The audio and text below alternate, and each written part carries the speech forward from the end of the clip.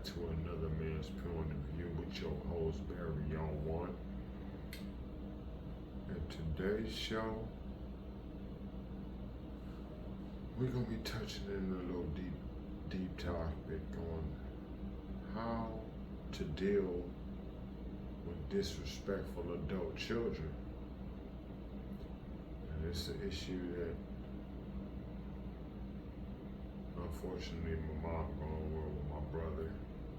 You know what I'm saying? He out in these streets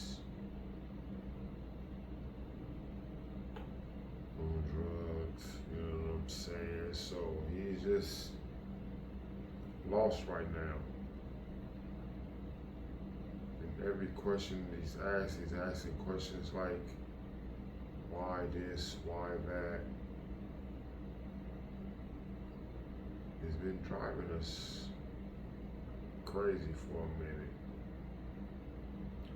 But then we have to sit back and really understand where he's coming from, why he's hurt. And we have. People tell you to keep going on. People will tell you to keep pushing on. Yeah, we are. We're doing that.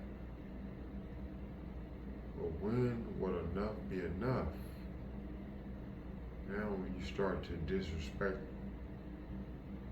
the only person that care about you and tolerate everything that you do, when the fathers get a free ride in certain situations, well, in our situation, father, stepfather, they get free rides. They don't have to deal with anything. But the mothers are left to deal with the scorned child, the drug abused child, the child that's not listening. And it's really sad. It's really, really sad. I'm not going to be sitting here long because I'm not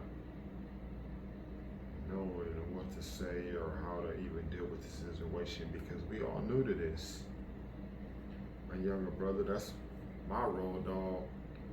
How we have younger brothers and they hang out with each other. That was my road dog. Not was like past tense, but you know what I'm saying, my brother's still here. He's afraid he stay here, but the life we live, the life we live. I'm not saying that anything can happen. Something can happen to me before anyone. My whole point is, you're living this life playing a blame game when we was in the same household. We understood, we listened to what you said, but you're still talking in riddles. And what you're talking about is irrelevant to anything that's going on. Creflo Dollar had a theory on disrespecting your parents. Not a theory, you know, he follows the Bible, so you know how that goes. Your time will be cut short if you disrespect your parents. One thing adult kids are doing, being ungrateful, judgmental, when their parents, magnifying the parents' faults in the sacrifice and love and giving nothing in return. Many people sympathize with these fault finders. One key factor is don't respond until the adrenaline is gone. But that'd be hard to do when you're in a heated situation, but we, as adults, we do have to find that breaking point when we're dealing with somebody that's unstable, somebody that's on drugs, somebody that's playing a blame game, and a complete dope, and a complete adult in charge of their own lives, but still blame people for what's going on in their lives. When you do deep research on that, it don't really be no issues. It be that these people are narcissistic people. Everything revolves around them. They're at fault for nothing. Everybody else is to blame for everything going wrong in their life. And even when it's going good, you say, oh, you can say something like, man, Johnny had the same system as you. Bang. It wasn't louder than mine. I bet I paid more money. So a narcissist is always going to have a rebuttal to something. And that's how my brother is right now. Not right now, he's been this way ever since we were young. My mom would make a meal. He would rather eat a meal, a 4-course meal on a napkin instead of having to wash out a plate or a bowl, spoon, fork. He would rather eat on a napkin so he don't have no responsibility. Well, I didn't dirty that, so why should I have to clean it? That's been him his whole entire life. And yet he still blames us for everything. Disrespectful to my mother, when that's the only parent that sacrificed everything for us.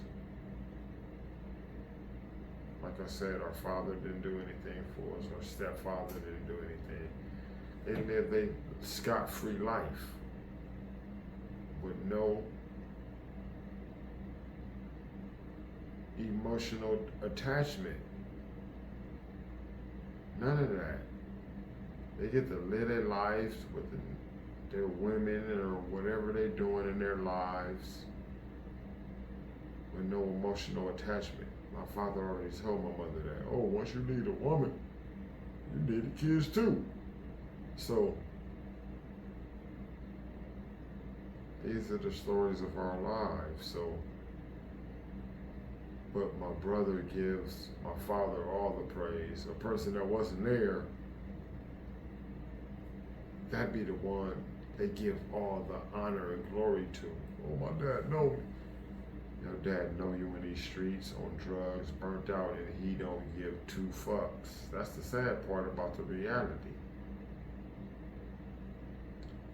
But it's not a long story. I just wanted to hit y'all with it. Just that. Man. Just hope families can get it together before it's all said and done. But there's a saying in life. You live and you learn. But let's all learn to live. Knowledge is power. And with the knowledge helps you gain wealth, whether monetary or intellectual. Let's get on to that, y'all. Another man's point of view. Barry Omar.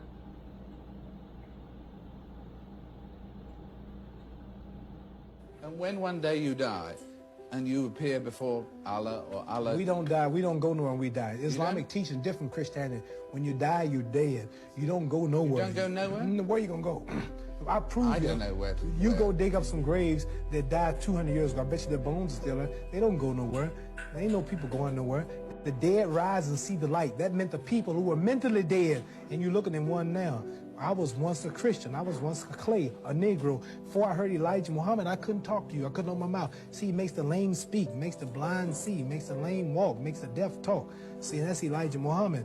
We are those who were dead for 3 days, meaning 300 years. That was a parable. You understand it. Didn't no dead man get up and rise, and ain't no dead man gonna rise. The mentally dead will rise. When I'm dead, that's it. My son will carry on. But you really don't believe that. And once you hear the truth, you don't want no pie up in the sky after you die. You want something sound while you're still around here on the ground.